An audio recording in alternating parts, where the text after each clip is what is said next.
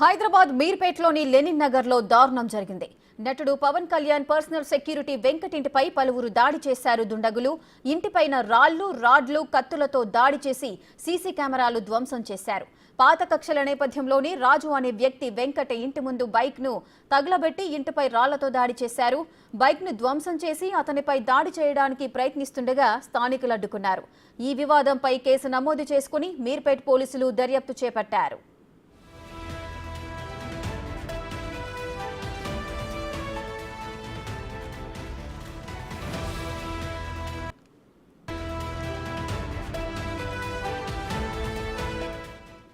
Hyderabad మీర్పేట్లోని Lenin నగర్లో దారుణం చోటు చేసుకుంది.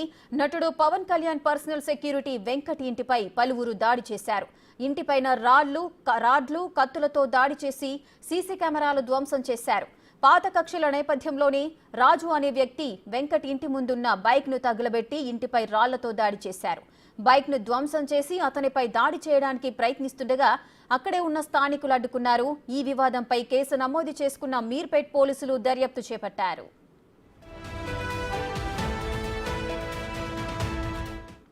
మరింత సమాచారం మా ప్రతినిధి రానా అందిస్తారు. రానా, పవన్ కళ్యాణ్ పర్సనల్ సెక్యూరిటీ పైన దాడి జరిగినట్లుగా తెలుస్తోంది. అతని ఇంటిపై రాళ్లు, కత్తులతో కూడా దాడి చేస్తున్నారు. అతనికి ఏమైనా గాయాలయ్యాయా? ఆ సమయంలో అతని ఇంట్లోనే ఉన్నారా?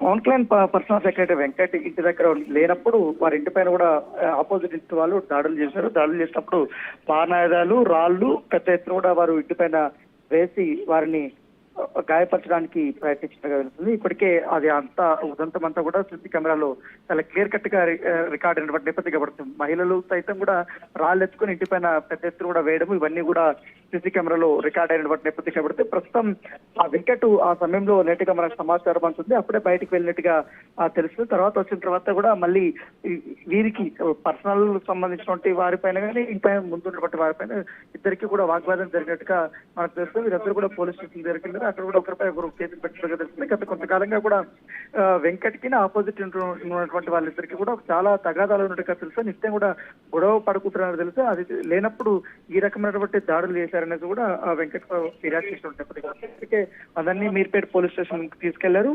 అక్కడ పోలీసులు పూర్తి స్థాయిలో వీరిద్దరు స్టేట్మెంట్ కూడా రికార్డ్ చేసి కేసు అయితే నమోదు చేసినటువంటి నేపథ్యం అయితే కనపడుతుంది. గతంలో కూడా వెంకట్ భీమ్లా నాయక్ సినిమా సందర్భంలో కూడా తనకి పుట్టినటువంటి బిడ్డను కూడా పవన్ కళ్యాణ్ కి పరిచయం చేసినటువంటి సందర్భము. అయితే ఇవాళ ఉదయం ఆయన డ్యూటీకి వెళ్లే సమయంలో ఈ యొక్క ఉదంతం జరిగిందనేది కూడా ఆయన పోలీసులు చెప్పినటువంటి నేపథ్యం కనబడుతుంది. రానా, అయితే మొత్తం ఎంతమంది దుండగులు ఈ దాడికి పాల్పడ్డారు? మొత్తం ఎంతమందిని పోలీసులు అదుపులోకి తీసుకున్నారు? దాదాపు 6 మంది దాకా కూడా వారు దాడులు చేశారు. అందులో ఎక్కువగా మహిళలు 3 ఉన్నారు. వారు ఎక్కువగా ఈ రాళ్లను ఇవన్నీ కూడా ఎక్కుని బైక్ ని గాయపరచగా ఇంటి పైన ఉన్నటువంటి అద్దాలు అవన్నీ కూడా పగలగొట్టడం జరిగింది. వారిపైన కర్రలు కూడా విసిరినటువంటి నేపథ్యం అయితే కనపడుతుంది. పెద్ద ఎత్తున కూడా తనపైన దాడులు చేయడానికి వారు ప్రయత్నించడం తెలుస్తుంది. ఇప్పటికే వారిని కూడా పోలీసులు అదుపులో తీసుకుని విచారిస్తున్నటువంటి పరిస్థితి కనపడుతుంది. దాంట్లో ఎక్కువగా మహిళలే ఉన్నారు. Right, thank you Rana, thanks for the details.